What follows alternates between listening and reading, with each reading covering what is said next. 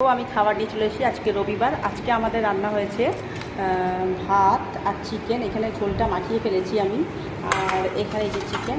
আজকে তেমন কিছু রান্না করতে পারিনি, তো আমাকে টাইমে আসতে হয়, তো যার জন্য রান্নাটা আমার আজকে আমি এটাই করেছি, আর তেমন কিছু রান্না হয়নি। তো এটা দিয়ে আজকে খেতে হবে। চলো বন্ধুরা, খাওয়া দাওয়া করি, তোমরা দেখতে থাকো, ঠিক আছে? আমার মেয়ে যে খাচ্ছে, এই যে হাড় খাচ্ছে, হাড়।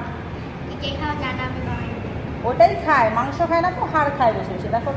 এই যে চলো, আমি ভাত খাই, তোমরা একটু দেখো। প্রত্যেক দিনের মতো আজকে আবার আগামী মঙ্গলবার ক্লাস আছে, এখন আর আজকে নেই।